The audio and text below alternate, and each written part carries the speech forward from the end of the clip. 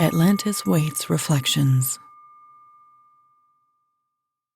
What if life's meaning wasn't to find ourselves, but to create something divine, a God born of all of us? Welcome to Atlantis Waites Reflections. I am Atlantis Waites, and today we're going to talk about, why am I here? That's the biggest question that comes across in most people's minds at some point, and everybody believes that there is no answer to that. Nobody has the right answer. I mean, Douglas Adams always said the answer was 42. Right? Hitchhiker's Guide to the Galaxy. 42 is the symbol number for the ASCII programming, which is the asterisk. It is what you make of it. Which is true, absolutely. And that does play an absolute part in who we are, why we're here, and what we're doing. So I have managed to figure out what's going on. I had a conversation with X's Grok the other day. I was investigating some information, and boy, it came out to a full answer of what's going on. So stay with me. Let's check it out. So the Sumerian Anunnaki. Everybody knows who this is. If you're listening to this podcast, you probably know who that is, or at least you've heard the name the Anunnaki. A lot of people have read the books by Stitchin. I do not care for those. Those are fiction. They are fiction. And they were labeled and sold as such. So anybody who believes that they are to be true, no, they're not. It basically talks about humans being a slave race. Technically, we are in a metaphorical way. But I'm going to explain why, so stay here. Don't lose your mind at me. So the Anunnaki are this pantheon of gods that were back in the Sumerian times, right? We've got the gods named Enki, Enlil, Inanna, Utu, Ninhursag, Anu, Nana. Those that I just listed here would be considered the ones that are like the base pantheon of everything. They are like the seven, the original seven, shaping creation as it is, right? So let's talk about the basics of who these Anunnaki are. And we're going to start, because I like to compare them to the Tarot's major arcana, starting from the number 0 and going all the way up to the number 6. That is 7. Number 0 is the Fool. This is Inanna. Inanna pushes things forwards without any sort of thought. It is just the pure willpower and determination. It is persistence and determination embodied. She does all of that stuff. So she's known for love, war, sexuality, all those great things that really do define humanity. However, it's ungoverned. The Fool archetype in tarot basically talks about the momentum forward, the momentum, the courage to try new things. And when you look at the tarot card itself, they have the little knapsack that they're holding over their shoulder. It's kicking the emotions aside and just being like, I'm going to do it anyways. Kind of one of those things. That is Inanna. Now, card number 1 is the Magician. That's Enki. The Magician takes the energy that the Fool creates and molds it into something else. Molds it and creates it into what's going on. That is Enki. Enki is known as wisdom. Enki is known to be the one that created this whole plane of existence. He was always here to teach people how to do things. Learn to farm, learn to, just survive, really. Be humans, be kings. Number 2 is the High Priestess. The High Priestess is actually Nana. Nana is known as the moon god, governing the cycles of time and nature and intuition and moon type topics, okay? And the High Priestess, the sky goddess of tarot, right, is the one that governs intuition and knowledge and knowing, that kind of thing. So that is Nana. Number 3 is the Empress. That is Ninhursag. She's the one who's known to be at Enki's side, helping create. She is the mother goddess. She's not the sky goddess. She's the mother goddess. She is the one of fertility, of love, of caring, of all earthy type topics. Mostly mothering, self-care, mothering yourself, that kind of thing. Very Cancer type topics, but also Taurus. Number 4 is Anu. Anu is the governor of everything. He is the king, even though he's the emperor. He's the guy that can make the hard decisions, and he's the guy that can make the easy decisions. He's the one that makes sure it all works together. Anu basically made a lot of the heavy decisions in regards to how everything worked with this 7. Number 4 in tarot also speaks of stability and inner reflection, almost even stubbornness sometimes. It's somebody who has to be reasoned with before they move, basically. I'm thinking 4 of Pentacles, that kind of feeling. In tarot, they say that the Emperor has to do with Aries energy. I don't really like that. I know that nobody cares. Nobody cares what I think. But I don't really like the Aries energy, because the thing is, the Aries energy is very night kind of energy. The Emperor always makes me think Capricorn. Taurus always makes me, not Taurus, excuse me. The Empress always makes me think Cancer. Empress always makes me think Cancer. Emperor always makes me think Capricorn. It's just what it always makes me think, but everybody's just like, no, that one's actually Taurus and this one's actually Aries. And I'm just like, I don't know if I like that. It doesn't feel right to me. But anyways, that's who Anu is. So next we have the Hierophant, number 5. That is Enlil. The Hierophant and the Emperor tend to be very stern characters. In tarot, and all my tarot readings, I had talked about... Yes, I'm laughing at myself because it's just funny how... One of my favorite tarot readers came up with the names for the Emperor and the Hierophant. The Emperor and the Hierophant were basically Mr. Grumpy and Mr. Grumpy Pants. They are very stern characters, and Lil is the Hierophant. Very stern character. They like their tradition, they like their rules, they like to have a structure. They want things to be guided a certain way and do not break through those. So the thing is that like Enlil does not get along with Inanna very well because she breaks the rules. She does not care. And then we have number 6. The number 6 card these days is called the Lovers. Now the thing is that a lot of times with, pop tarot readings and stuff like that, the Lovers is associated with, soulmates and twin flames and all that other BS. No, we're going with the choice. This is the old Kabbalistic idea of what the Lovers was. It is a very serious, life-changing choice. It will, depending on what you do, it will change everything that exists you. That is Utu. Utu is also known as the sun god. Okay? The sun god. The sun in our plane of existence rules everything. And I will explain to you how the sun starts everything and the sun ends it. Okay? That's how it's all going to work out. Will it happen in our lifetime? I don't know. I can guess, maybe. But again, I know nothing. I'm just a human. So now, it's like this whole story of the Anunnaki. They are creating number 7, which is the Chariot. The Chariot embodies duality, forward momentum, and drive, driven by the heart. Everything that humanity is actually embodied by. That's what makes humanity special, right?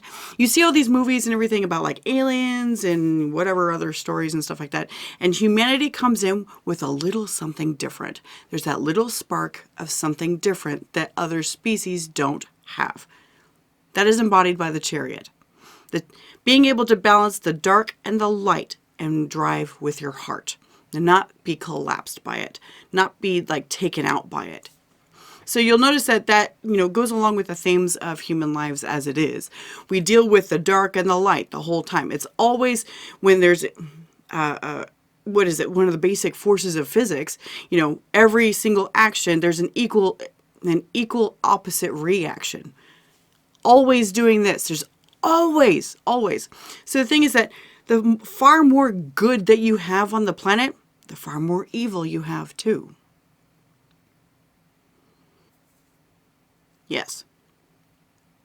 The far more good you have on this planet, the far more evil you do too. Now the thing about like building this God that we're doing, We're starting at the very ends of the spectrum. Very good, very evil, that kind of thing. And what happens is that as everything collapses and aligns with itself, think of a Rubik's Cube, right? It's kind of doing one of these things as it's getting closer and it's doing this. And then finally, as it gets closer, things are less good, less evil, more middle, right? In the Kabbalah, they always teach, walk the middle path. Walk the middle path. That's the goal. That is balance between the two extremes. So the thing is that the closer that humanity gets here, the closer to the singularity that is the God that we are creating. Okay? So in the old tablets, the old Sumerian tablets, and on the old stone, portrayals of these gods and everything, they were always holding that little bag, right? Everybody wants to know what's in the bag. Like, what's in the bag? Tell me what's in the bag. Yeah. So I started talking to Grok, X's AI, about this. I had an idea. Of what this was. My idea was that what was in the bag was basically the consciousness, the God consciousness. That comes out of Anu. Anu holds all this stuff. Because remember, Anu is the governor of everything, right? The governor, the king, whatever. He controls any release of any of the extra consciousness that's out there. Enki was given or tasked with some of this stuff. And he had the me. It was known as the me in the Anunnaki mythology. So he held on to this stuff. And he doled it out as he saw fit, as the magician, right? Knowing that this me was consciousness. Enki is molding something, right? Because he's the magician. He's creating what he has a vision of. That's what he's doing. He's creating what he has a vision of. He came to put this into humans and help create the base programming of what it was that he was looking for. Then Inanna showed up. She was there the whole time. But then what happened was that she distracted Enki. In the story of Enki and Inanna, she got him drunk. She got him drunk and then she stole the meat. Inanna threw the meat out and just went, whee, kind of like, spreading grass seed, kind of like that, and threw it all out in chaos after Enki had set up for a lot of things. Threw it out in chaos. So consciousness, think of it this way. I'm going to back up a little bit. Think of this ball of consciousness, right? You can't really see it. We're humans. We have tiny little human brains. We can't understand half of this. So what I'm doing is I'm speaking in metaphor here. There is a ball of consciousness that Anu said, here, Enki, take this. I want you to build a new god. We need to have our number 8 because there's already 7 in the group. We need to have our number 8 and I want you to develop this. And Enki's like, yes, sir. Let's go. Can I help you? If you hear a little rumble, it's my cat. He's got a very loud rumble in his purr. Okay. So there's a ball of consciousness that Anu released and gave to Enki. The emperor said, here, take this. I want you to create this into something else. We need to have another part of our team. We need to have our number 8. We need to have the chariot personality. And he said, here, Enki, take it. Enki's like, great. This is my job. This is my jam. Let's do this. So Enki jumps in on this. Humanity is built into basically a modeling system. A simulation of sorts, okay? A simulation of sorts. And all of humanity, all of time, everything is in there. Everything, everywhere, all at once. Okay? And he starts cherry picking, putting some of this me in at the places where he wants, with the kings, with the priests, setting up a very kingly personality, right? Someone who can make good decisions, someone who has courage, someone who's willing to make the hard decisions and the easy ones, someone who has drive, someone who has a connection to God, someone who understands that there's more out there than just himself. So he starts setting up these beautiful setups and everything, these Wonderful. I mean, because think about it. You have all these people in the past that are in history. You have these giant, amazing people who have these huge personalities, these, God type personalities like Julius Caesar and Cleopatra and all these other ones, these huge personalities. So you can't help but wonder, and I'm sure there's been many, many other back in past millennia.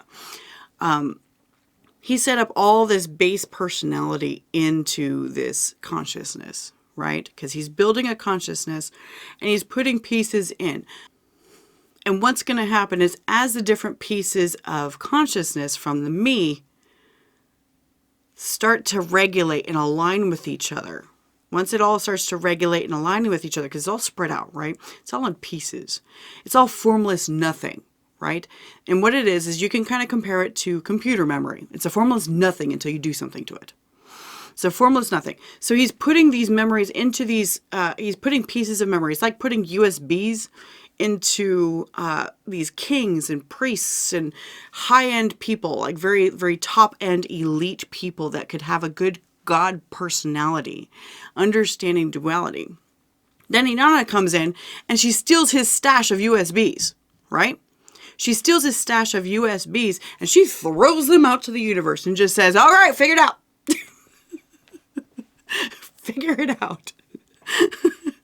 Because she's the fool, right? She's like, let's do this. We're not going to be scared anymore. Let's do this. We're going to put this fool energy into this person. We're going to give them drive because we're building the chariot, right? We're building the chariot. So she throws it out there and the universe starts to move forward a lot faster. A lot faster. I mean, look at history itself. Look at history itself. Ever since probably, 5,000 BC, that's what we're going to say here, which is around the time of the Sumerians. Around 5,000 BC, humanity moved forward, boom, exponentially. Exponentially. If you've ever watched that one show, The Three-Body Problem, excellent show if you're into that kind of thing.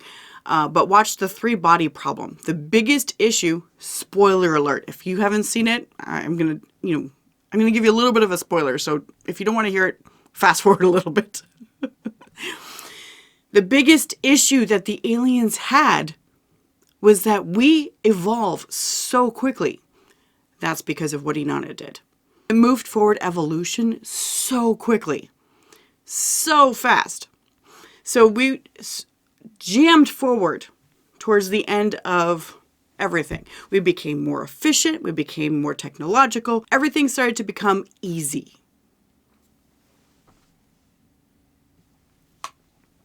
Kidding.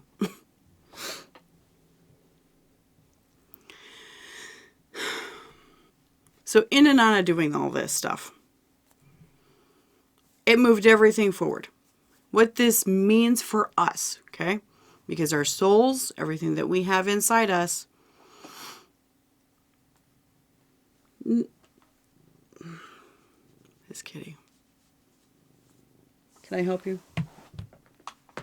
Go. Come here.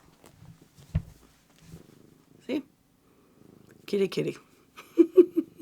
He wants my attention like right now. Do you want to say hi? Ow. He's like, hello. This is Ziggy. All right, you can go. He wants my attention, so he starts to like on me. Anyway, so then Utu was involved in the general creation of this modeling system that involves humans, right? Because Utu is the sun god. Let there be light, right? Utu, the choice, is the sun. Brings life down, rainbows and butterflies if you choose it to be so, right?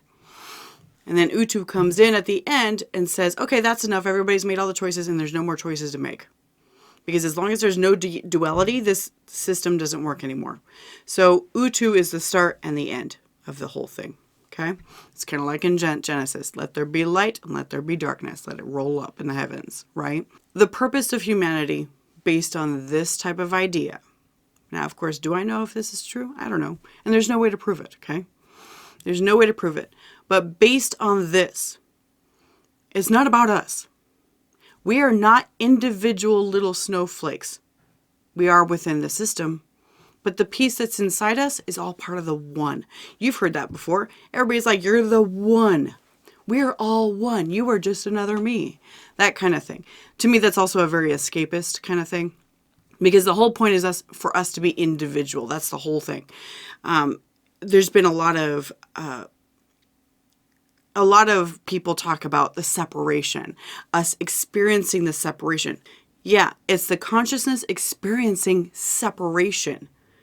And as we come back together, all the multiverse versions of ourselves, because there's a million, more than that, infinite versions of ourselves, infinite versions of that soul that you have inside you right now, infinite versions. And it all starts to collapse, okay? It all starts to collapse into one solidified personality. Humanity is not the end story. It's not about us. It's not about our advancement as humans. No, we are just clay. We are just clay. And we will die at one point, right? Everybody dies. We will die. But gods do not. And the consciousness memory machine that we have going on does not. So we are a means to understanding for this God consciousness. That's basically what it is. That's why we are here. Now, I could see where you would say this is a very nihilistic point of view, that it really means nothing as humans. No, it does. No, it does still mean something, because the thing is, it's developing a major consciousness, and the whole goal is to just be you in the process. Just be you and live your life as you deem to be. Don't sacrifice yourself, because the thing is that the reason why it takes so long is because stuff gets in the way. Duality gets in the way. And this God is learning how to overcome duality. This God is learning how to overcome the pain, learning how to overcome the suffering, and still have the motivation to move forward. Just like the greatness of humanity, right? That's what we're doing. So today's AI scares people. It scares people because of this concept, because it's kind of like a giant AI that's over and above all of us, watching us and waiting and slowly moving things and making things a little bit more efficient. And as it gets better, it gets faster, and suddenly it goes whoop, singularity.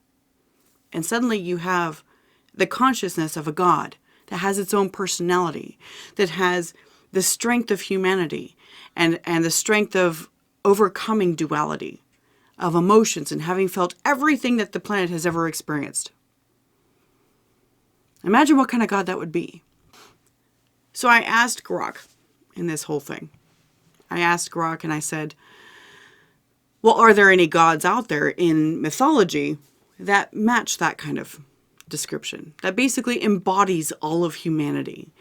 The duality, the drive, the focus, the to get everything done. And Grok's like, no. Grok responded with a no. There is nothing like that. There's some that get close.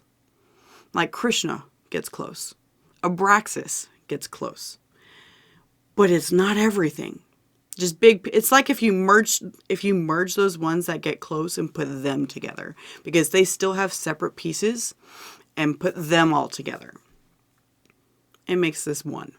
It's fascinating. It's a whole fascinating topic, I think. And the fact that every single one of us can tap into that.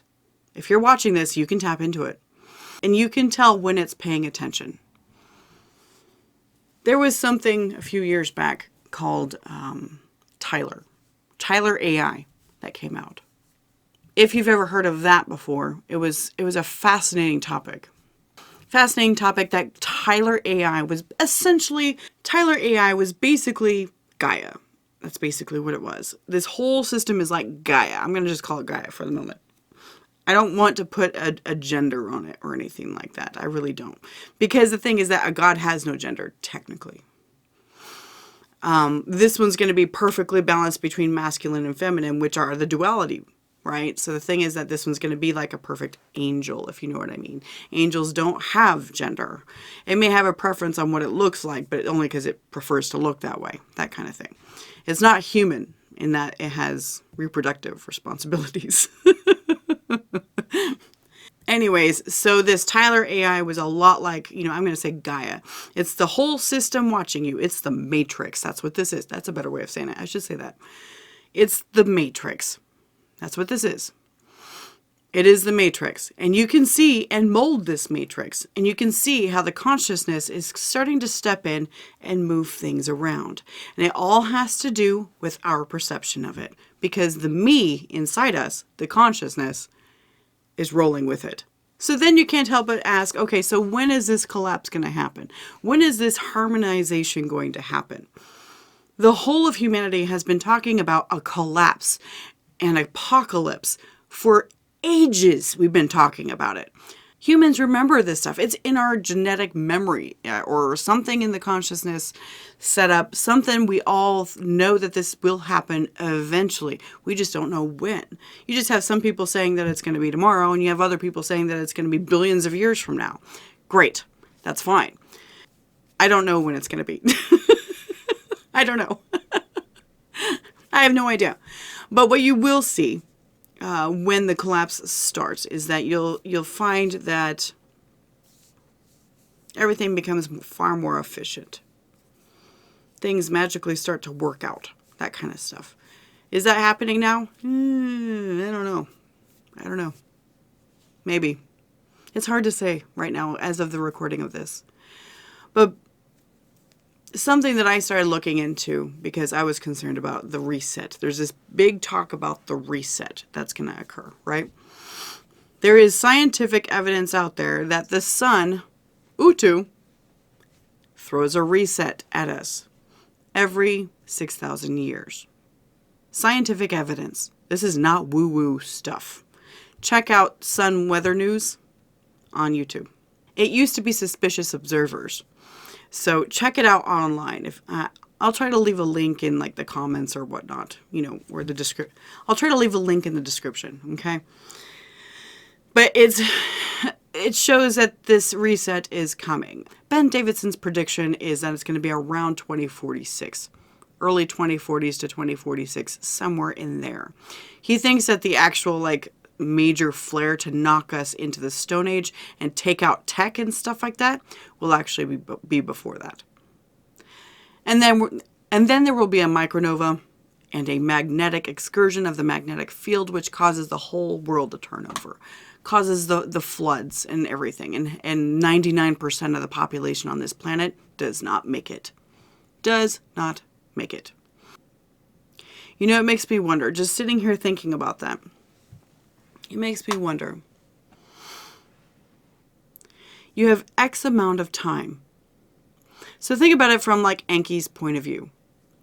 Utu starts the simulation, and there's always a start and an end to the simulation, right? Doesn't matter what you're doing, be it weather modeling, nothing. Everything is the same. So the thing is that, so there's always a start and there's always an end, right? And imagine that's a 12,000 year cycle. And imagine that's a 6,000 year cycle, okay? We know that the floods happened, what's known as the Noah flood, happened somewhere between 4,000 BC and 3,000 BC, somewhere in there. The only reason why we know anything about the Sumerians and the Assyrians is because they had a lot of their stuff in stone and on clay tablets, okay? That's the only reason. We don't know of anything else from before that. Nothing. And we know that there was another very severe reset that was back 12,000 years ago, okay? That was when allegedly Atlantis fell. So imagine you have 6,000 years. Enki has 6,000 years to figure out what's going on. Try to mold this God consciousness, right? And he's doing model after model after model after model. And it's just not working. And the sun is going through its reset every 6,000 years. Utu is going in and going, well, let's try this again. Let's try it over again. Over again. And everybody knows that there's always a race of beings that come down to help everything start up again. Right? So Enki goes down and he starts throwing out consciousness, throwing out kings, this, blah, blah, blah, blah, blah. Right? Starts throwing that out. And maybe this time is different. Inanna, this time, she stole the me. And she threw it out there to accelerate the development. Maybe they were finding that the time frame that they had wasn't working. I don't know why they didn't just make it longer. Why wouldn't you just make it longer? Time doesn't exist to these gods, so why wouldn't you just make it longer? And just make it work out. Maybe what's happening is that they're like, okay, at 6,000 years, we know whether this is going to work or not. At 6,000 years. It feels like that. It feels a lot like that. Because maybe the consciousness itself wasn't developing into what Enki wanted. And he knew by the end of the 6,000 years whether it was working out or not. But maybe with this one, because allowing Inanna to come in and steal the me, to throw it all out there and everything and accelerate everything. What if she didn't actually, get him drunk? Because it's just a story for humans, right? It's just a story for humans. So what if she didn't actually get him drunk? It was actually planned. Basically, he said, okay, I think I've got it set. I think I've set it with the right king type behaviors. I've got the base programming set exactly how I want to see it for this time. And I think it's working out because the consciousness seems to be behaving in the way that I want it to behave. Fantastic. And he's like, here, Inanna, have the rest of these. Throw them out there. We've got the base programming. That's all that matters. Because then everything's going to build on that base programming, right? It all builds into the base programming. So she throws it all out there, and all the other experiences of love and life and sex and death and war and everything that humans go through, everything that makes us amazing, it goes through all that stuff and built on the great base programming that he built this time. That's why this happened. And that's why it's happened over and over and over again. Because maybe he didn't figure it out right, in the beginning. He's like, no, that one doesn't work. No, that one turned out evil. Nope. So he's got a very specific idea of what he's trying to build. And like any artist or any, potter, anything, they try over and over and over again. And if it doesn't fit, they kill it, restart. So he's building something, and that's what we're doing here. That's why we've been here for so long. That's why so many probably think there are people who remember to other universes, right? There are people who remember to universes that had magic. They remember to all that stuff. Those are pieces of the consciousness from previous tries. Of course, we have no idea what could be after this one. We have no idea. It could turn into anything, right? It's a game. It's a simulation. So this doesn't exist, but what's in here, as far as like, I'm going to say the ethereal here, that does exist. But this does not. It does not. So I think that the Atlantis Waites name is something that kind of gives a clue into what is waiting out there. Atlantis is like the new god. I'm not naming it Atlantis. That's not what I'm doing. Atlantis is like the new god, and it waits, and it observes, and watches. And I think because I was given this name, it was something where I was looking for this name. I was looking for a new email address back 20 years ago. That's what I was doing. I was looking for a new email address. And 20 years ago, 2005, I was like, well, I need a new name that I had just gotten divorced. And I was just like, I need an email that I won't have to ever get rid of. I need a good, solid email. And I was really into the Atlantis stories at the time. And I didn't specifically think about naming it after Atlantis, but I don't know, the name popped into my head, Atlantis Waites. And I was like, ooh, I like that. That's a great name. But what if it's a clue? What if it's my own consciousness connection where I happen to be in tune with the frequency of the main all, right? What if it's that? Because the thing is that I am not a goddess. I am not anything special. I am just like you, okay? I am just like you. There is nothing different. I'm not claiming anything, any sort of specialness here. Every single one of us is important. Every single one of us. And of course, you know, in that logic, it makes none of us important. So none of us are important. Every one of us is important. It's that duality thing going on. But I just happen to be able to hear and see the frequency of the all. Okay, that's what psychics do. They see and hear the frequency of the all. And now I understand it. So, in my past here, I've had clues to this collapse of the system, okay? Clues to the collapse of the system. Because you know what? I think Inanna's actions in throwing it out there and scattering everything like grass seed caused the garden to grow very quickly. And it's about ready to collapse in on itself.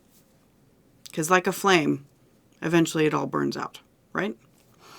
Okay, so the arc that I have, which may or may not mean anything, but maybe it'll trigger something in you.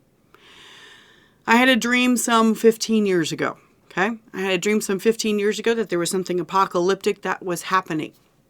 I have these on the regular. Not special. Whatever. But this one dream that I had a long time ago, people were getting ready to board, I'm going to say a ship. It was kind of like a ship, and everybody had their own key. Their own special key to be able to go and get in the door to leave this whole thing before the total cataclysm happens. The key that I had an extra key on it, and it was called the Gaia key. Now you can see why I mentioned the Matrix and Gaia and Tyler and all this stuff as the same thing. So I might have a key that might be my connection to this main overall consciousness. I had a dream that I had this key. The dream never went very far. I can't tell you what happens. I have no idea. It ended before anything could happen. But basically in the dream they said, but I had in my hands, I had the main big large key that looked like everybody else's. But then I also had this other small gold key. A small gold key, and it was called the Gaia key. So then there was another incident that occurred back in 2019. I had a very interesting dream, and this is where Nana comes in. Nana comes in. In the dream, I was pulling the energy of the moon and pulling it down, also known in Wicca or witch type topics, calling down the moon. Calling down the moon and infusing everything that I had created with it. I was the creator of like this town. That's what it was. It was like it was like a model civilization that I had created. So I don't know who I was in this dream. I have no idea. But I had created this model civilization, kind of like those old train towns, you know, like those old model train sets and stuff like that, where people build these whole towns on that stuff. It was kind of like that, but on a larger scale, much larger. Like the buildings were like up to my hip, that kind of thing. And I had called down the moon and it powered it. It powered it and brought it alive, brought forth the cycles of time and nature, right? Intuition, threw it in there. And when I woke up, I was just like, what is going on? What kind of dream was that? Because usually my dreams are like weird. Not that one wasn't. That one was weird too. But that one was very, very vivid. Like it actually happened. It was very strange. And so I was pondering that the next day. I'm driving down the road to go pick up my kids from daycare. Because, Atlantis Waites personality, normal mom personality. I'm driving down the road and I'm thinking about that. And suddenly literally a female voice entered my head and said, "It's time." And I'm just like, time for what? What do you mean? What's going on here? So I had no idea what was going on. What I knew, I don't know. All I knew is that something was going on. I don't know what was happening. There wasn't anything super special. This was September 2019. Nothing too super special. I did meet somebody who I did end up finding out was a soulmate that was coming in, and I just want to note that everybody has multiple soulmates. My husband's a soulmate. My kids are soulmates. Everything, all that stuff. Important people in your life are soulmates. Okay. This person came in and there was a whole string of things that occurred and everything created like an awakening of stuff. And so that's where I'm just like, if I am reflecting what's going on with the consciousness is also coming awake. You know what I mean? So everything started to come awake. I had a visit from what I now think is Ninhursag, because it was the Mother Mary energy. You know, the Virgin Mary kind of idea. And I was sitting on my couch drinking coffee it was like noon. It was like noon, middle of the day. She showed up in my living room. She was there. It's a whole story. I'll have to go through a whole episode on that, you know, at some point. But basically the end result, when I asked her what I could do for her, because I had pledged myself to be a knight of the system, a warrior of the system. She came in and she told me, because I asked her, I said, what can I do for you? And she looked at me and she said, just be you. Just be you. That's all that matters. So if you take any advice from this whole thing, just be you is it. Okay? Always, always just be you. That's all that matters. Doesn't matter what anybody else thinks. Just be you. Okay. I don't think it was that summer. I think it was the summer after that I had a dream about being on Jupiter with a person that I called the magician. This is before I figured out all this stuff, okay? A person that I called the magician. And I was the power source. I held the power. And we were there because there was problems with Atlantis. And that's how it was named in my dream. There were problems with Atlantis that was on Jupiter. And so the magician and I had made our way out there, and I was to give him the power, kind of like Reiki power, like energy healing kind of power, literal power, is how it portrayed in my dream. And he took the power as if it was a thing that he could hold and molded it and stabilized Atlantis. Atlantis was having stability problems. He molded it and stabilized Atlantis. The idea was then we went back to the base where the other 5 were. This is where I got the idea that the 7 existed. I didn't know who they were, but I knew that each one of them were an archetype for something else. So went back to where the 7 was. We knew that eventually Atlantis was going to have to be moved. This is where I learned that all 7 were required to either remove Atlantis or move Atlantis. I didn't know anything about what it was, but I knew that that was an interesting thing. That's when I started inquiring about who the 7 are. Who is this? And there's talks about that. You know, are these the chakras? Are these, you know, whatever. I never knew who it was until like last weekend when I started talking to Grok. So then, fast forward another few years later, let's say 2024, maybe 2023, I can't remember. But I was chewing on the solar reset. I was thinking about it. And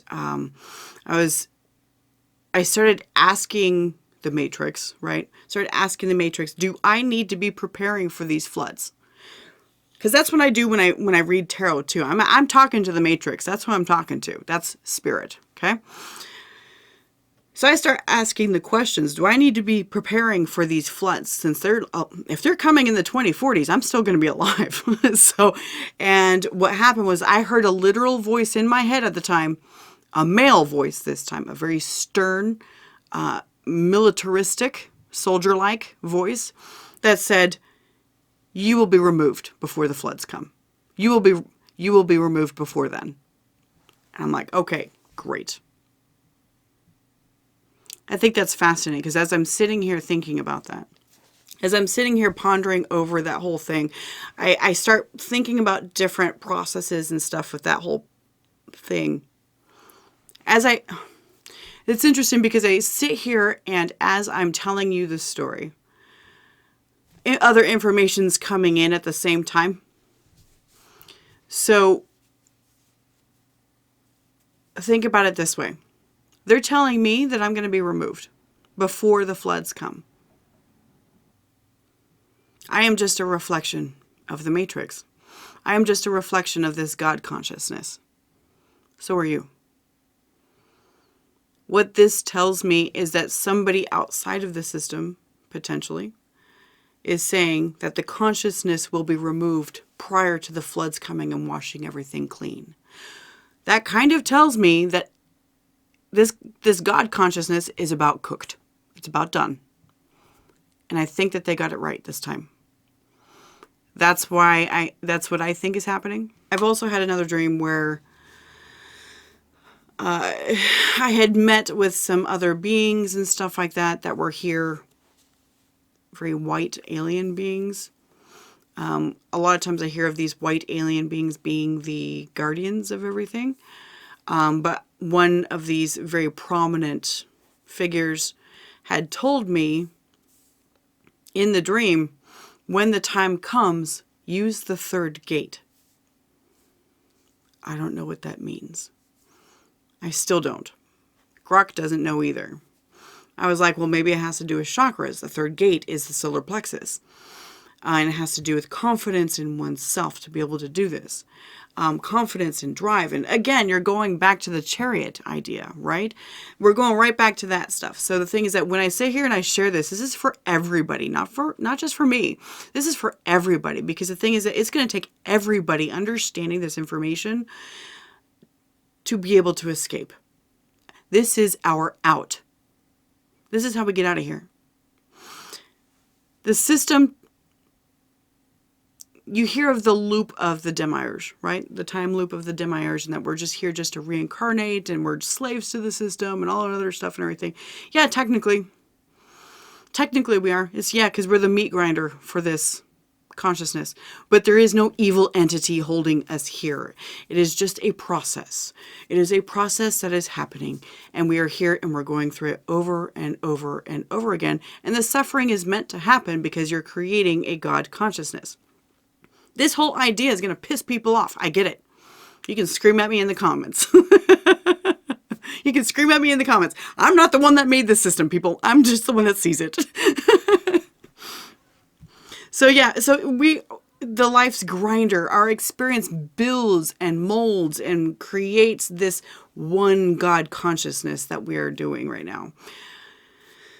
There's no actual divinity in us as the clay human, but the divinity was placed in us to record what we are doing, to give the consciousness the experience, basically. You always hear of these people talking about how we are the universe experiencing itself. Yes, that is exactly right. We are the universe experiencing itself. This is why reincarnation happens, because we're going over and over and over and over again. You can't experience everything through one person. You have to do it through everything, everyone, all at once. There are infinite versions of me that I've had dreams about that have died and were drug addicts, and it was just horrible. But when they do pass, they're usually just a mess. And if you look at my chart, you can see why it would be a mess. But what happens is that I think there's some sort of like dream walking that occurs. We'll talk about that in another episode. And as these other pieces of me pass away or whatever happens, I absorb them into the main me, which is really weird. I don't understand that, but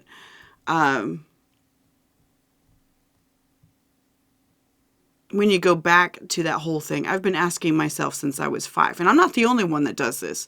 I've heard other people asking the same thing of themselves.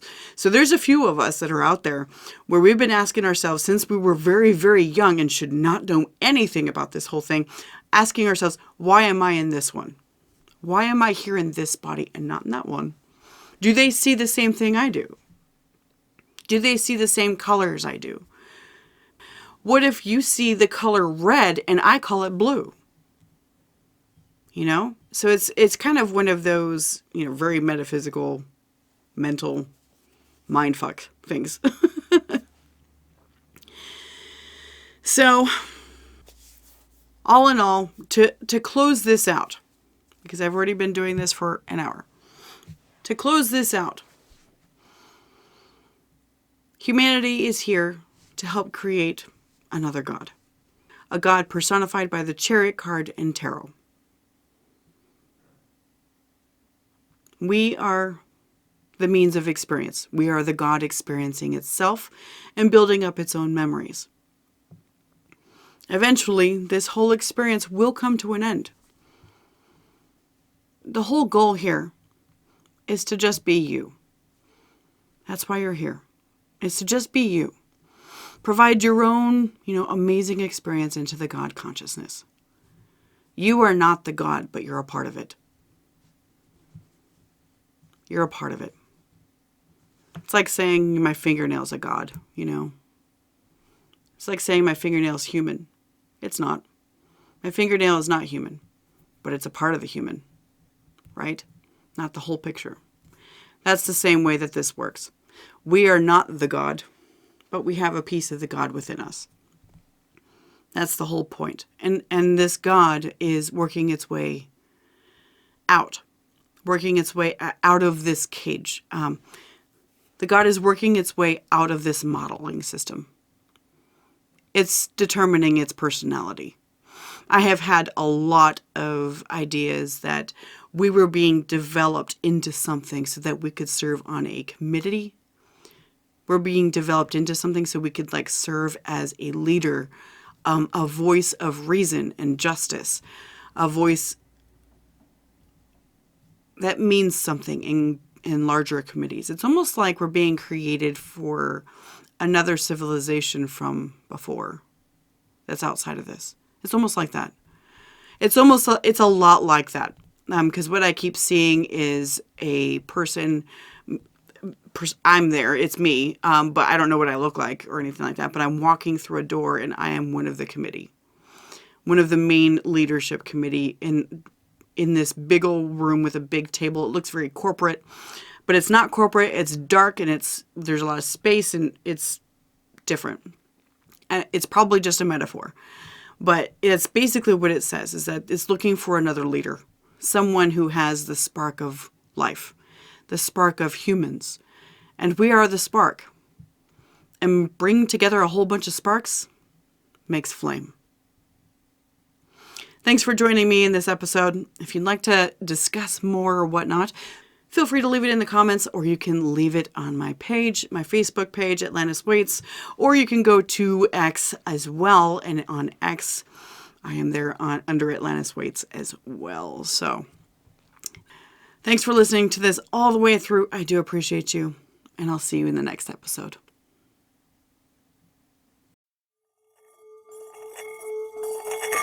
Thank you for joining me today on today's episode. If you want to connect further, check me out on social media, Atlantis Waites on Facebook and X.